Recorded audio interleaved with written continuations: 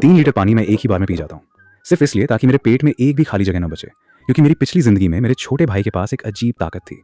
वो जितनी भी हाई कैलोरी चीजें खाता, उनकी सारी कैलोरी मेरे शरीर में ट्रांसफर हो जाती थी। कैमरे के सामने वो बिना रुके खाता रहता और देखते ही देखते एक फेमस फूड चैलेंज क्रिएटर बन गया। दूसरी तरफ मेरा वजन 300 जिन तक पहुंच गया। हालत ऐसी हो गई कि कुछ कदम चलना भी मुश्किल था और हर सांस के लिए मुझे जूझना पड़ता था। मैं रो रोकर अपनी मंगेतर से सच पर यकीन करने की विनती करता रहा, लेकिन उसने मेरा हाथ झटक दिया। तुम बस अपने भाई से जलते हो, वो कितना भी खा ले फिर भी मोटा नहीं होता। अपनी आलस छिपाने के लिए ऐसे बेवकूफ़ी भरे बहाने मत बनाओ। कुछ समय बाद मेरे भाई ने लाइव स्ट्रीम में लगातार 100 जाइंट बर्गर खाने का चैलेंज पूरा किया। उस वीडियो से उसे जबरदस्त फेम और ट्रैफिक मिला, लेकिन उसी दिन मुझे अचानक हार्ट अटैक आया और अस्पताल ले जाती एम्बुलेंस में ही मेरी मौत हो गई। जब मैंने दोबारा आंखें खोली, मैं उस दिन वापस आ चुका था जिस दिन मेरे भाई ने पहली बार फूड ब्लॉगर बनने का कॉन्ट्रैक्ट साइन किया था। लिविंग रूम में मेरा भाई जी बोदा हाथ में कॉन्ट्रैक्ट लिए खुशी से झूम रहा था। मॉम, डैड, मैं सिलेक्ट हो गया। पेंगुइन मीडिया ने मेरी टैलेंट देख लिया, अब वो मुझे फूड कैटेगरी का नंबर 1 क्रिएटर बनाएंगे। माँ और पापा के चेहरे खुशी से खिल उठे। शाबाश बेटा, बचपन से तू इतना खाता था फिर भी कभी मोटा नहीं हुआ। ऐसी टैलेंट तो पूरे देश को दिखनी चाहिए। चिंता मत कर, घर से तुझे पूरा सपोर्ट मिलेगा। मेरी मंगेतर लियू रुयान भी वहीं खड़ी थी। उसकी आंखों में मेरे भाई के लिए छिपी हुई तारीफ और लगाव साफ दिखाई दे रहा था। वो मुस्कुराते हुए उसके पास गई और प्यार से उसके सिर पर हाथ फेरते हुए बोली, मुझे पता था तुम जरूर सफल होगे। मेरा भाई तुरंत मुस्कुराकर बोला, इसका क्रेडिट तो बड़े भाई को भी जाता है। बचपन से वो मेरे साथ इतना सारा खाना खाते रहे, तभी तो मेरी इतनी बड़ी भूख बनी। इतना सुनते ही कमरे में मौजूद सबकी नजरें मेरी तरफ मुड़ गईं। पापा की तारीफ भरी नजर अब मुझे परखने लगी। याचेंगी, तुम्हें अपने भाई से कुछ सीखना चाहिए। जरा खुद को देखो, कितने मोटे हो चुके हो। माँ भी तुरंत बोल पड़ी, दोनों एक ही माँ बाप की औलाद हो, फिर शरीर में इतना फर्क कैसे? अगर तुम्हें थोड़ा भी विल पावर होता तो लियू रुयान को तुम्हारे साथ बाहर निकलने में शर्म नहीं आती। लियू रुयान ने भी मेरी तरफ देखा, उसकी आंखों में सिर्फ नफरत थी। मैंने चुपचाप अपनी नजरें नीचे कर ली और अपनी मुट्ठियां कस ली। 300 जिनका भारी शरीर, हार्ट अटैक के दौरान सांस रुकने की वो तकलीफ और एम्बुलेंस की कान फाड़ देने वाली सायरन, ये सारी यादें आज भी मेरी रूह में बसी हुई थीं। पिछली जिंदगी में भी इसी पल मैंने सबको सच बताने की कोशिश की थी। मैंने कहा था कि मेरा भाई जितनी भी हाई कैलोरी चीजें खाता है, वो सारी चर्बी मेरे शरीर पर आ जाती है, लेकिन किसी ने भी मेरी बात पर यकीन नहीं किया। सबको लगा कि मैं सिर्फ जलन में पागल हो चुका हूँ। इस बार मैं वही गलती दोबारा नहीं करने वाला था। मैंने धीरे से सिर उठाया और अपने भाई की तरफ देखकर कहा, भाई तुम्हें बहुत बहुत बधाई। मेरे जवाब से उसका चेहरा एक पल के लिए जम गया। उसे उम्मीद थी कि हमेशा की तरह मैं रो पड़ूंगा, लेकिन इस बार ऐसा कुछ नहीं हुआ। लियू रुयान भी थोड़ा हैरान हुई, मगर अगले ही पल उसने इसे मेरी समझदारी मान लिया। वो मेरे सामने आकर बोली, अच्छा है कि तुम्हें बात समझ आ गई। बोदा का करियर अभी शुरू हुआ है, बड़े भाई होने के नाते तुम्हें उसका साथ देना चाहिए, उसके लिए परेशानी नहीं बनना चाहिए। मैंने बिना कुछ कहे बस सिर हिला दिया, मैं समझ गया। पापा ने हंसते हुए कहा, आज की खुशी में रात को हम यूपिन पवेलियन में डिनर करेंगे। उन्होंने सीधे शहर के सबसे महंगे प्राइवेट रेस्टोरेंट की बुकिंग कर दी। मेरा भाई खुशी से उछल पड़ा, मैं वहां का Buddha jumps over the wall जरूर खाऊंगा, और डोंगपो पोर्क भी। वो एक के बाद एक कई भारी और ऑयली डिशों के नाम गिनाने लगा। हर डिश का नाम सुनकर मेरा दिल थोड़ा और भारी होता गया, क्योंकि पिछली जिंदगी में यही सेलिब्रेशन डिनर था, जिसके बाद मेरा वजन एक ही रात में 5 जिन बढ़ गया था। और उसी दिन से मेरे भाई का करियर लगातार ऊपर जाता गया, जबकि मेरी सेहत पूरी तरह बर्बादी की तरफ बढ़ने लगी। मैंने उसकी खुशियों से भरा चेहरा देखा, लेकिन मेरे दिल में सिर्फ ठंडापन था। जी बोदा, इस बार ये दर्द तुम्हें महसूस होगा। रात के डिनर में पूरा टेबल तरह तरह के खाने से भर चुका था। इतना स्वादिष्ट खाना देखकर जी बोदा की आंखें चमक उठी। वाह, ये पोर्क कितना सॉफ्ट है, और ये क्रैब रो तो कमाल की खुशबू दे रहा है। वो खाते खाते हर डिश की बढ़ चढ़कर तारीफ कर रहा था। उसे देखकर माँ, पापा और लियू रुयान तीनों मुस्कुरा रहे थे। माँ ने प्यार से उसके लिए पोर्क का बड़ा टुकड़ा रखा और लियू रुयान ने अपने हाथों से उसके लिए झींगा छीलकर प्लेट में रख दिया। तीनों एक खुशहाल परिवार की तरह बैठे थे और मैं उसी टेबल पर एक गैर जरूरी इंसान बनकर रह गया था। खाते खाते जी बोदा ने चुपके से मेरी तरफ देखा। जब उसने देखा कि मैंने एक भी निवाला नहीं खाया, तो उसने जानबूझकर चिंता जताने वाले अंदाज में कहा, भैया आप कुछ खा क्यों नहीं रहे? क्या अभी भी दिन वाली बात से नाराज हैं? मॉम डैड ने जो कहा वो आपकी भलाई के लिए ही कहा था। सच में आपको अपना वजन कंट्रोल करना चाहिए। उसकी बात खत्म होते ही टेबल का माहौल अचानक ठंडा पड़ गया। पापा ने गुस्से से मेरी तरफ देखा। याचेंगे, अब क्या नया ड्रामा शुरू कर दिया? पूरा परिवार खुशी से खाना खा रहा है और तुम्हें बस मुंह फुलाकर बैठना है। माँ भी तुरंत बोल पड़ी, देखो बोदा कितनी समझदारी से तुम्हें समझा रहा है। खाना छोड़कर क्या भूख हड़ताल कर रहे हो? तुम्हारे इस शरीर को 2 वक्त खाना नहीं मिलेगा तो भी कुछ नहीं होगा। लियू रुयान की आवाज़ सबसे ज्यादा ठंडी थी। याचेंगे, थोड़ा मैच्योर बनो। बोदा अब पब्लिक फिगर बनने वाला है। उसके परिवार का हिस्सा होकर इतनी बचकानी हरकतें मत करो। ये सारी बातें पिछली जिंदगी की तरह बिल्कुल वैसी ही थी, लेकिन इस बार मैंने एक शब्द भी जवाब नहीं दिया। मैंने अचानक अपना सीना पकड़ लिया। दर्द से हल्की सी कराह निकली। मेरा शरीर लड़खड़ाने लगा और कुछ ही सेकंड में मेरा चेहरा पूरी तरह सफेद पड़ गया। लियू रुयान ने झुंझलाकर पूछा, अब क्या हुआ तुम्हें? मैंने भारी सांस लेते हुए कहा, मेरे सीने में बहुत दबाव महसूस हो रहा है, सांस नहीं ली जा रही और पेट भी बहुत फूल गया है। इतना कहते हुए मैंने उल्टी आने जैसा अभिनय किया। मेरी ये हालत ठीक वैसी ही थी जैसी पिछली जिंदगी में हार्ट अटैक आने से पहले हुई थी। पहली बार जी बोदा के चेहरे पर डर साफ दिखाई दिया। माँ और पापा भी घबरा गए। अभी तक तो बिल्कुल ठीक था, कहीं ये फिर से नाटक तो नहीं कर रहा? लेकिन अब मेरे लिए बोलना भी मुश्किल हो गया था। मेरी सांसें और तेज चलने लगी। लियू रुयान ने मेरा सफेद पड़ चुका चेहरा देखा और पहली बार उसकी आंखों में हल्की सी झिझक दिखाई दी। ये सच में एक्टिंग नहीं लग रही। आखिरकार पापा ने फैसला लिया, बस अब खाना छोड़ो, इसे तुरंत अस्पताल ले चलते हैं। अस्पताल जाते समय पूरे रास्ते जी बोदा एक शब्द भी नहीं बोला। वो लगातार मुझे देखता रहा। उसे समझ ही नहीं आ रहा था कि खाना तो उसने खाया था, फिर अचानक बदहजमी और दिल की धड़कन बढ़ने जैसी हालत मेरी क्यों हो गई। मैंने आंखें बंद कर ली और अपने शरीर के अंदर घूमती हुई चर्बी और कैलोरी को महसूस किया। जी बोदा, ये तो सिर्फ शुरुआत है। तुमने मुझे जितना दर्द दिया था, इस बार उसका हर हिसाब तुम्हें कई गुना ज्यादा चुकाना पड़ेगा। अस्पताल पहुंचते ही मुझे सीधे इमरजेंसी में भेज दिया गया। मैंने डॉक्टरों से जिद करके सबसे डिटेल मेडिकल चेकअप करवाने की मांग की। रिपोर्ट आने तक माँ, पापा और लियू रुयान बाहर इंतजार करते रहे। माँ का सब्र अब लगभग खत्म हो चुका था। मुझे तो लगता है ये बेवजह इतना बड़ा मुद्दा बना रहा है। शायद डाइटिंग करते करते लो ब्लड शुगर हो गया होगा। पापा भी नाराज बैठे थे। अगर रिपोर्ट में कुछ नहीं निकला तो आज इसकी अच्छी खबर लूंगा। बिना वजह सबको परेशान कर दिया। लियू रुयान चुप थी, लेकिन उसके चेहरे की सिकुड़ी हुई भौहें बता रही थीं कि वो भी यही सोच रही है। सिर्फ एक इंसान था जो सच में बेचैन था, जी बोदा। उसकी नजरें बार बार इधर उधर भटक रही थीं। वो डर चुका था क्योंकि उसे महसूस होने लगा था कि उसकी समझ से बाहर कुछ ऐसा हो रहा है जिसे वो बिल्कुल भी कंट्रोल नहीं कर पा रहा था। तभी एक नर्स हाथ में रिपोर्टों का मोटा बंडल लेकर बाहर आई। कुछ ही देर बाद हॉस्पिटल के कॉरिडोर में खड़े तीनों लोग अचानक सन्न रह गए। नर्स उन्हें डॉक्टर के कैबिन में लेकर गई। कुछ मिनट बाद ही कमरे के अंदर से माँ की कांपती हुई आवाज सुनाई दी। क्या? Severe fatty liver, high cholesterol, blood sugar भी इतना ज्यादा? डॉक्टर, कहीं रिपोर्ट में गलती तो नहीं हुई? मेरा बेटा अभी सिर्फ 22 साल का है, डॉक्टर ने शांत स्वर में आगे कहा। इसके अलावा हार्ट की रिदम भी नॉर्मल नहीं है। ये सुनते ही माँ, पापा और लियू रुयान तीनों के चेहरे का रंग उड़ गया। जब वो बाहर आए तो पहली बार उनकी नजरों में मेरे लिए सिर्फ नफरत नहीं थी, उसमें हैरानी, उलझन और कई अनकहे सवाल भी थे। जी बोदा तुरंत उनके पास पहुंचा। क्या हुआ? डॉक्टर ने क्या कहा? माँ के होंठ कांप रहे थे, लेकिन वो कुछ बोल ही नहीं पा रही थी। तभी लियू रुयान धीरे धीरे मेरे सामने आकर खड़ी हो गई। इस बार उसकी आंखों में पहले जैसी नफरत नहीं थी। याचेंगी, ये सब आखिर हो क्या रहा है? डॉक्टर कह रहे हैं कि तुम्हारे शरीर की हालत कई सालों से ओवर ईटिंग करने वाले 50 साल के इंसान जैसी है, लेकिन आज रात तो तुमने एक निवाला भी नहीं खाया। मैंने धीरे से सिर झुका लिया। मुझे भी नहीं पता। मैं पिछले काफी समय से सिर्फ उबली हुई सब्जियां खा रहा हूँ, रोज 1 घंटा एक्सरसाइज भी करता हूँ, फिर भी मेरी बॉडी ऐसी क्यों हो गई? मुझे सच में बहुत डर लग रहा है। इतना कहते हुए मेरी आंखों से कुछ आंसू भी निकल आए। मेरी बात सुनकर लियू रुयान और भी गहरी सोच में पड़ गई, क्योंकि उसने अपनी आंखों से देखा था कि मैंने पूरी रात कुछ भी नहीं खाया। फिर एक डाइट फॉलो करने वाले इंसान की मेडिकल रिपोर्ट इतनी खराब कैसे हो सकती थी? इसमें कोई भी बात समझ नहीं आ रही थी। तभी जी बोदा अचानक बोल पड़ा। उसकी आवाज में बनावटी रुलाई साफ सुनाई दे रही थी। भैया, क्या आप हम सबसे छुपकर कुछ खाते रहे हो? मैं जानता हूं कि आप मेरे बारे में अच्छा महसूस नहीं करते, लेकिन अपने शरीर को नुकसान पहुंचाकर हमसे बदला लेना सही नहीं है। उसकी एक बात ने पूरा माहौल फिर से पलट दिया। उसने खुद को मासूम साबित कर दिया और सारी उंगली फिर मेरी तरफ घुमा दी। जैसा उसने सोचा था वैसा ही हुआ। माँ, पापा और लियू रुयान की नजरें फिर से बदलने लगीं। माँ ने तुरंत कहा, मुझे पहले से ही शक था, ये अपने खाने पर कंट्रोल कर ही नहीं सकता, जरूर छुप छुप कर जंक फूड खाता होगा। पापा ने भी निराश होकर मेरी तरफ देखा। याचेंगी, तुमने सच में हमें बहुत निराश किया है। लियू रुयान की आंखों की नरमी भी पल भर में गायब हो गई। याचेंगी, मैंने तुम्हें बिल्कुल गलत समझा था। सिर्फ अपने भाई को बदनाम करने के लिए तुमने अपने शरीर के साथ ऐसा किया। तुम इतने नीचे गिर जाओगे मैंने कभी नहीं सोचा था। मैंने तीनों के चेहरे शांत होकर देखे। मेरे दिल में जरा भी हलचल नहीं हुई, क्योंकि मुझे पहले से पता था आखिर में यही होने वाला है। सच को झूठ और झूठ को सच बना देना, यही तो इन लोगों की सबसे बड़ी आदत थी। मैंने कोई सफाई नहीं दी, बस चुपचाप जी बोदा की तरफ देखा। वो माँ के पीछे खड़ा जीतने वाले इंसान की तरह मुझे देखकर मुस्कुरा रहा था। मैंने भी उसकी तरफ हल्की सी मुस्कान दी। जी बोदा, इतनी जल्दी खुश मत हो, असली खेल अभी शुरू हुआ है। हॉस्पिटल से घर लौटने के बाद घर का माहौल पूरी तरह बदल चुका था। माँ और पापा ने मुझे घर से बाहर निकलने तक की इजाजत नहीं दी। उन्होंने मेरा मोबाइल और वॉलेट भी अपने पास रख लिया। उन्हें लगा अगर मैं बाहर नहीं जाऊंगा तो छुपकर कुछ खा भी नहीं पाऊंगा। उधर लियू रुयान ने भी साफ कह दिया, जब तक हम दोनों शांत नहीं हो जाते मैं तुमसे मिलने नहीं आऊंगी।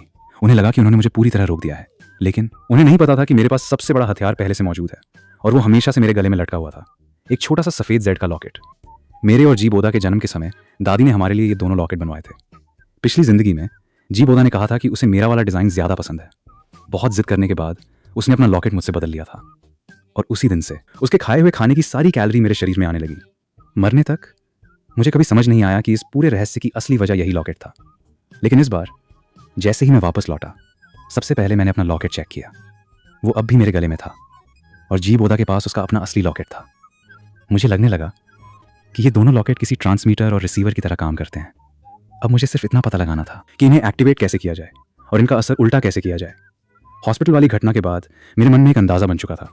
जब हम हॉस्पिटल से निकल रहे थे, मैंने जानबूझकर लड़खड़ाने का नाटक किया था और सहारा लेने के बहाने जी बोदा की बांह पकड़ ली थी।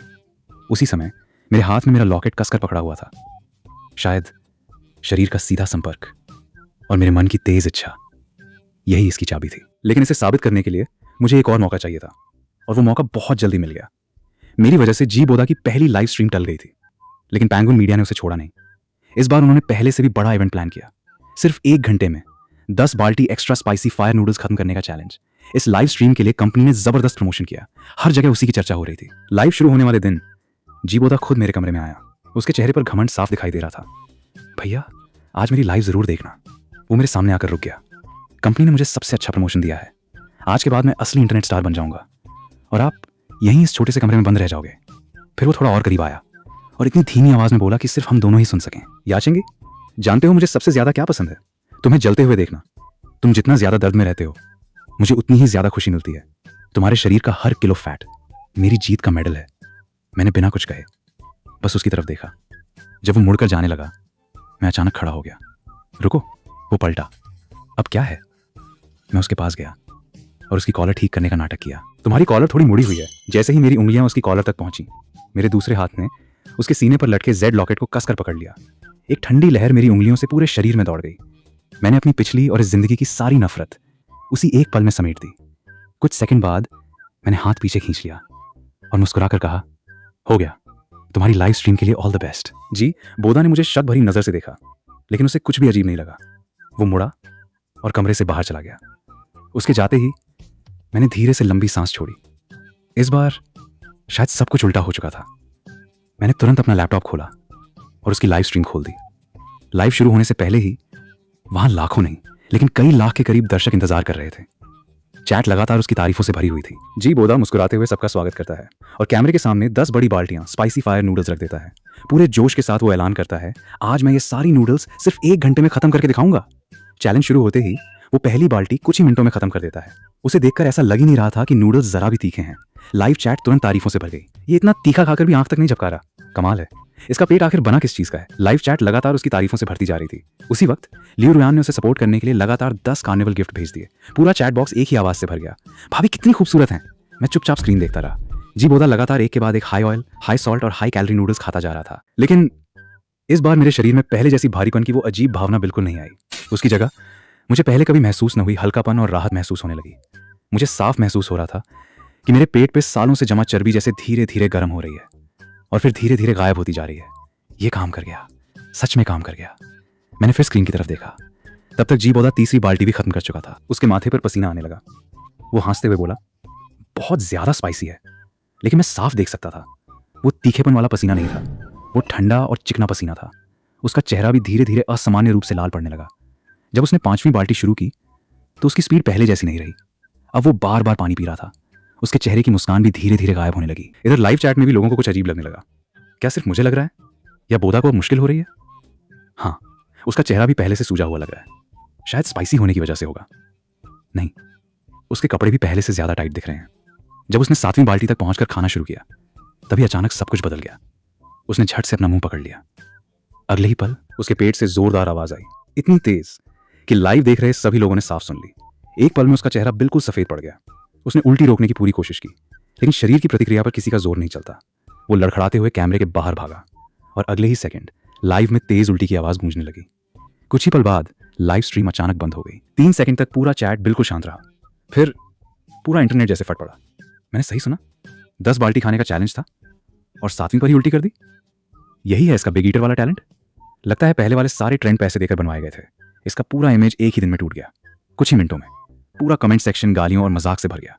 जी बोदा की पहली ऑफिशियल लाइव स्ट्रीम पूरी तरह बर्बाद हो चुकी थी। मैंने लैपटॉप बंद किया और कई सालों बाद पहली बार अपने शरीर को इतना हल्का महसूस किया। लाइव फेल होने के बाद जी बोदा के अकाउंट से एक ही रात में लाखों नहीं, लेकिन दसियों हजार फॉलोअर्स चले गए। उसके कमेंट सेक्शन में हर तरफ लोग उसे झूठा और धोखेबाज कह रहे थे। उधर घर में पापा गुस्से से पूरे लिविंग रूम में चक्कर काट रहे थे। उनके मुंह से बार बार सिर्फ एक ही शब्द निकल रहा था, निकम्मा। माँ जी बोदा को सीने से लगाए लगातार रो रही थी। जी बोदा भी बुरी तरह टूट चुका था। माँ, मुझे खुद नहीं समझ आया क्या हुआ। मैं तो और भी खा सकता था, लेकिन अचानक मेरा पेट बहुत ज्यादा फूल गया। सब बहुत दर्द करने लगा। फिर उसने अचानक मेरी तरफ उंगली उठा दी। ये सब याचेंगे की वजह से हुआ।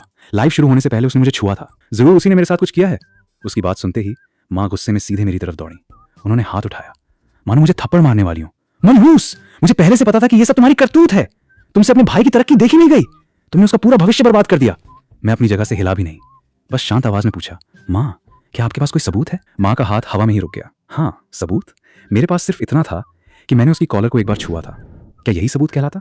क्या मैं सबको ये बताता कि मेरे पास कोई रहस्यमयी ताकत है जो सिर्फ सोचकर किसी को उल्टी करा सकती है? ऐसी बात पर आखिर कौन यकीन करता? माँ के पास कोई जवाब नहीं था, लेकिन पापा फिर भी गुस्से से चिल्लाए, हमें सबूत की क्या जरूरत है? घर में जितनी भी मुसीबत आई है हर बार उसका कारण तुम ही रहे हो। पहले मेडिकल रिपोर्ट, फिर ये लाइव स्ट्रीम। याचेंगी, तुम इस घर के लिए मनहूस साबित हुए हो। उसी समय घर का दरवाजा खुला। लियू रुयान अंदर आई। उसे देखते ही जी बोदा भागकर उसके गले लग गया। रुयान दी, मेरा पूरा करियर खत्म हो गया, सब भैया की वजह से हुआ है। लियू रुयान ने उसे धीरे से संभाला और फिर मेरी तरफ देखा। उसकी आंखों में सिर्फ ठंडापन और फैसला दिखाई दे रहा था। याचेंगी, मुझे तुमसे अकेले में बात करनी है। वो मुझे बालकनी में ले गई और बिना किसी झिझक के बोली, हमारी सगाई यहीं खत्म होती है। उसकी आवाज़ में जरा भी हिचकिचाहट नहीं थी, लेकिन मेरे दिल में कोई दर्द नहीं हुआ, बल्कि मुझे हल्की सी हंसी आ गई, क्योंकि पिछली जिंदगी में भी जब मुझे उसकी सबसे ज्यादा जरूरत थी तब उसने बिल्कुल ऐसे ही मेरा साथ छोड़ दिया था। मैंने सिर्फ एक सवाल पूछा, क्यों? वो मेरी तरफ देखते हुए बोली, जरा खुद को देखो, मोटे हो, आलसी हो और अपने ही छोटे भाई से जलते हो। उधर बोदा को देखो, वो मेहनती है, हमेशा पॉजिटिव रहता है, अपने सपनों के लिए पूरी जान लगा देता है। तुम मेरे लायक नहीं हो और ना ही जी परिवार के भविष्य के वारिस बनने के काबिल हो। वो पूरे विश्वास के साथ ये सब कह रही थी जैसे इस कहानी का असली गुनहगार मैं ही हूं। उसने आगे कहा, पहले मुझे लगता था कि तुम शांत और समझदार हो, लेकिन अब समझ आया वो शांति नहीं थी, तुम्हारे अंदर सिर्फ अंधेरा भरा हुआ है। तुम किसी और की खुशी देख ही नहीं सकते। याचेंगी, मुझे तुमसे घिन आती है। इतना कहकर वो बिना पीछे देखे वहां से चली गई। मैंने उसकी जाती हुई पीठ को देखा और धीरे से कहा, लियू रुयान, एक दिन तुम्हें अपने इस फैसले पर पछतावा होगा। आज तुमने अपनी जिंदगी का वो आखिरी मौका खो दिया जो तुम्हें सच तक पहुंचा सकता था। मेरी आवाज सुनकर उसके कदम एक पल के लिए रुके, उसके कंधे हल्के से कांपे, लेकिन उसने पीछे मुड़कर नहीं देखा। लिविंग रूम में जी बोदा अब भी रो रहा था। लियू रुयान उसके पास गई और नरमी से बोली, डरने की जरूरत नहीं है, मैं हूं ना। अगर ये कंपनी काम नहीं आई तो हम दूसरी कंपनी ढूंढ लेंगे। मेरे पापा के एक दोस्त शेंगशी एंटरटेनमेंट के डायरेक्टर हैं, कल मैं खुद तुम्हें उनसे मिलवाऊंगी। जी बोदा की आंखें चमक उठी। शेंगशी एंटरटेनमेंट? वो तो देश की सबसे बड़ी एंटरटेनमेंट कंपनियों में से एक है, क्या सच में? लियू रुयान मुस्कुराई, बिल्कुल, तुम जो चाहोगे मैं तुम्हारे लिए लेकर आऊंगी। फिर उसके चेहरे की मुस्कान धीरे धीरे गायब हो गई। उसने ठंडी आवाज में कहा, लेकिन उससे पहले हमें उस परेशानी का हमेशा के लिए समाधान करना होगा। ये कहते ही दोनों की नजरें एक साथ मेरी तरफ उठ गईं। मैं मन ही मन मुस्कुरा दिया। मुझे खत्म करना चाहते हो? ठीक है, मैं भी देखता हूं तुम लोग आखिर कितना आगे जा सकते हो। अगले दिन जी बोदा और लियू रुयान शेंगशी एंटरटेनमेंट चले गए और इधर माँ पापा ने मेरी निगरानी पहले से भी ज्यादा बढ़ा दी। उन्होंने मेरे कमरे के बाहर से लॉक तक लगा दिया। खाना देने के अलावा मुझे एक कदम भी बाहर निकलने की इजाजत नहीं थी, लेकिन मुझे इससे कोई परेशानी नहीं थी, बल्कि यही मौका था जब मैं आराम से जेड लॉकेट की ताकत को समझ सकता था। कई बार कोशिश करने के बाद मुझे एक बात समझ आ गई, इस ताकत को इस्तेमाल करने में मेरी अपनी मानसिक ऊर्जा खर्च होती थी। हर बार इसे एक्टिव करने के बाद मुझे काफी थकान महसूस होती। साथ ही इसकी ताकत हमारे बीच की दूरी पर भी निर्भर करती थी। मैं जितना जी बोदा के करीब होता इसका असर उतना ही ज्यादा होता। अगर मैं किसी चीज के जरिए दूर से असर डालने की कोशिश करता तो उसकी शक्ति काफी कम हो जाती और असर भी देर से दिखाई देता। ठीक वैसे ही जैसे फायर नूडल्स वाली लाइव में हुआ था। जी बोदा 7 बाल्टी खाने के बाद जाकर उल्टी कर पाया। अगर उस वक्त मैं उसके बिल्कुल पास होता तो शायद पहला निवाला खाते ही उसे उल्टी हो जाती। अब मुझे सिर्फ एक ऐसे मौके का इंतजार था जहां मैं लंबे समय तक उसके बेहद करीब रह सकूं, और वो भी हजारों लोगों के सामने। इस बार मैं सिर्फ उसे हराना नहीं चाहता था, मैं चाहता था कि उसकी पूरी पहचान सबके सामने हमेशा के लिए टूट जाए। शाम होते ही जी बोदा और लियू रुयान वापस घर लौटे। दोनों के चेहरे खुशी से चमक रहे थे। जी बोदा ने अंदर आते ही कहा, मॉम, डैड, शेंगशी एंटरटेनमेंट ने मेरे साथ कॉन्ट्रैक्ट साइन कर लिया है। उन्होंने कहा कि मेरा कितना भी खाओ लेकिन मोटे मत हो वाला शरीर बहुत यूनिक है। अब वो मेरे लिए एक खास रियलिटी शो बनाने वाले हैं। उन्होंने बताया कि इस शो का नाम होगा the real calorie black hole. पहले एपिसोड की लाइव शूटिंग शहर के वांडा प्लाजा में होने वाली थी। वहां करीब 100 दर्शकों को भी स्टेज पर इंटरैक्ट करने का मौका मिलने वाला था। अपने कमरे में बैठा जैसे ही मैंने ये सुना, मेरे चेहरे पर हल्की मुस्कान आ गई। वांडा प्लाजा, लाइव शो और सैकड़ों गवाह, यही तो वो मंच था जिसका मैं इतने समय से इंतजार कर रहा था। उधर जी बोदा भी शायद कुछ सोच चुका था। वो मेरे कमरे के दरवाजे तक आया और बाहर से ही घमंड भरी आवाज में बोला, भैया, सुना आपने? इस बार कंपनी मेरे ऊपर लगे नकली खाने वाले सारे आरोप हमेशा के लिए खत्म कर देगी। पूरी लाइव स्ट्रीम के दौरान मेरे शरीर पर सबसे एडवांस बॉडी एनालिसिस मशीन लगी होगी। वो रियल टाइम में मेरे शरीर का हर डेटा दिखाएगी और वो सब कुछ पूरे मॉल की बड़ी स्क्रीन पर भी लाइव दिखाई देगा। वो हल्का सा रुका, फिर ठंडी हंसी के साथ बोला, अब देखते हैं इस बार आप क्या चाल चलते हो। फिर उसने एक और बात कही, वैसे लियू रुयान ने शो वालों को मना लिया है कि आपको भी स्पेशल गेस्ट बनाकर बुलाया जाए। वो चाहती है कि आप अपनी आंखों से देखें कैसे मैं आपको पीछे छोड़कर सबसे ऊपर पहुंचता हूं। जरूर आइएगा मेरे प्यारे बड़े भाई। इतना कहकर वो और बाकी लोग हंसते हुए वहां से चले गए। मैंने धीरे से अपनी आंखें बंद कर लीं। किस्मत भी आज मेरे साथ थी। जी बोदा, लियू रुयान, तुम दोनों ने मेरे लिए जो मंच तैयार किया है वो मुझे बहुत पसंद आया और मैं वादा करता हूं इस शो को वहां मौजूद हर इंसान जिंदगी भर नहीं भूल पाएगा। आखिरकार लाइव शो का दिन आ गया। माँ और पापा मुझे ऐसे लेकर गए जैसे किसी कैदी को कोर्ट में पेश किया जाता है। वांडा प्लाजा पहले से ही लोगों से भरा हुआ था। हजारों दर्शक वहां इकट्ठा हो चुके थे। मुझे देखते ही लियू रुयान ने तिरस्कार भरी नजर से देखा और बोली, याचेंगे, आज अपनी आंखें खोलकर देखना, तब समझ आएगा कि तुम्हारे और बोदा के बीच कितना बड़ा फर्क है। मैंने उसकी बात का कोई जवाब नहीं दिया।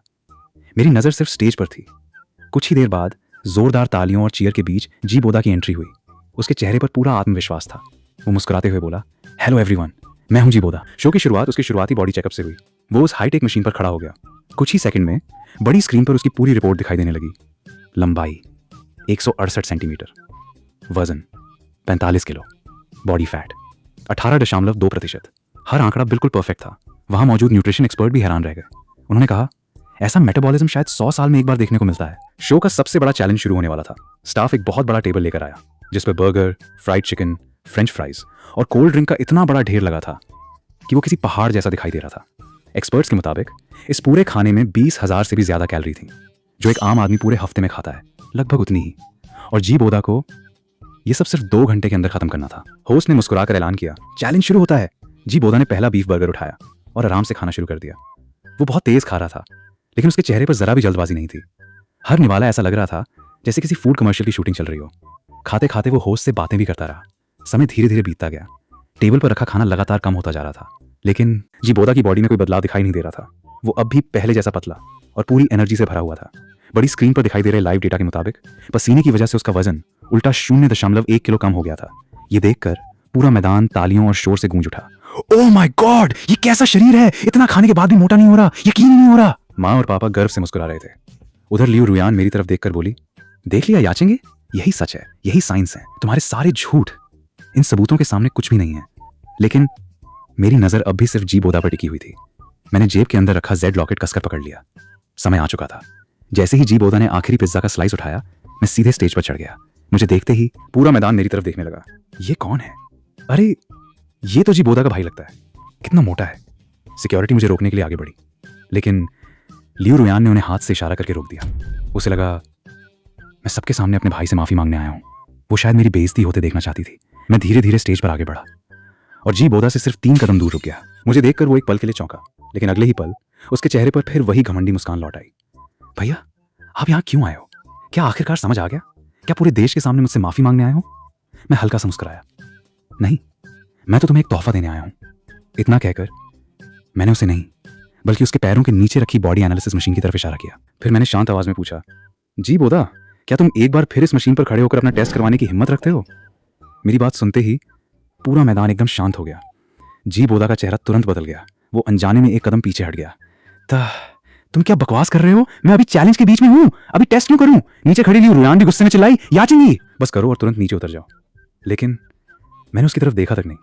मैं धीरे धीरे जी बोदा के और करीब बढ़ता गया। मेरी मुट्ठी में पकड़ा जेड लॉकेट अब गर्म होने लगा था। मैंने अपनी पूरी मानसिक ताकत और अपने अंदर भरी सारी नफरत उसी लॉकेट में समेट दी।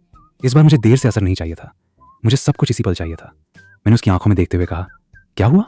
डर गए? तुम तो खुद को कैलोरी ब्लैक होल कहते थे। तुम्हें तो कभी मोटापा छू भी नहीं सकता था। सिर्फ 20,000 कैलोरी से डर क्यों रहे हो? या फिर मैं जानबूझकर रुक गया। फिर अपने मोटे शरीर पर हल्के से हाथ मारते हुए बोला, क्या तुम्हारे खाए हुए खाने का असर कहीं और तो नहीं जाता? मेरी बात सुनते ही जी बोदा की आंखें फैल गईं। वो जोर से चीखा, चुप हो जाओ, पागल हो तुम। उसकी एक घबराहट देखकर दर्शकों के बीच फुसफुसाहट शुरू हो गई। ये उसका भाई क्या कहना चाहता है? लगता है किसी बड़ी बात की तरफ इशारा कर रहा है। अब मीडिया के सारे कैमरे हम दोनों की तरफ घूम चुके थे। लियू रुयान घबराकर स्टेज पर दौड़ी। वो मेरा हाथ पकड़कर नीचे खींचना चाहती थी। याचेंगी, बहुत हो गया। लेकिन उसका हाथ मुझ तक पहुंचने से पहले ही सब कुछ बदल गया। अचानक जी बोदा ने दर्द से भरी एक जोरदार चीख मार दी। उसका चेहरा डर और तकलीफ से भर गया। वो अपना पेट पकड़कर चिल्लाया, मेरा पेट, ये इतना फूल क्यों रहा है? वो झुक गया। उसका पूरा शरीर बुरी तरह कांपने लगा। और फिर हजारों लोगों की आंखों के सामने एक ऐसा नजारा हुआ जिस पर किसी को यकीन नहीं हो रहा था। उसका शरीर ऐसे फूलने लगा जैसे किसी गुब्बारे में तेजी से हवा भरी जा रही हो। कुछ ही सेकंड के अंदर वो मुझसे भी ज्यादा मोटा हो चुका था। पूरा मैदान सन्न रह गया। बड़ी स्क्रीन पर दिखाई दे रहे आंकड़े पागलों की तरह बदलने लगे। 45 kilo, 60 kilo, 150 kilo. Body fat भी लगातार बढ़ता गया। 18%, 35%, 55%। आखिरकार स्क्रीन पर आंकड़े रुक गए। वजन 158.8 किलो, बॉडी फैट 78.9%। इतना खतरनाक स्तर जो सीधे जान के लिए खतरा बन सकता था। जी बोदा जमीन पर गिर पड़ा। वो पागलों की तरह चीखने लगा, नहीं, ये मैं नहीं हूं, मेरा शरीर मुझे वापस कर दो, वापस कर दो। नीचे खड़े लोग गुस्से से चिल्लाने लगे। हर तरफ एक ही आवाज थी, धोखेबाज, ये सब झूठ था। उधर लियू रुयान बिल्कुल जड़ होकर खड़ी रह गई। उसकी आंखों में पहली बार डर और उलझन साफ दिखाई दे रही थी। उसे अचानक मेरी कही हुई बात याद आ गई। एक दिन तुम्हें सच पता चलेगा। उसके कांपते होंठों से धीरे से निकला, तो यही सच था। वो मेरी तरफ उंगली उठाकर कुछ कहना चाहती थी, लेकिन उसके मुंह से एक शब्द भी नहीं निकला। मैं बस चुपचाप उस बिखरे हुए स्टेज के बीच खड़ा रहा। मेरे शरीर में पहले कभी ना महसूस हुई हल्कापन था। मैंने नीचे अपने शरीर की तरफ देखा। मेरी कमर पहले से साफ पतली हो चुकी थी। मेरे चेहरे पर अपने आप मुस्कान आ गई। मैंने जी बोधा की तरफ देखा और कहा, क्या हुआ? अब भी तुम्हें अपनी ये कामयाबी की निशानी पसंद है? मेरी आवाज़ बहुत ऊंची नहीं थी, लेकिन माइक की वजह से वो पूरे मैदान में साफ सुनाई दी। जी बोधा अचानक रोना बंद कर देता है।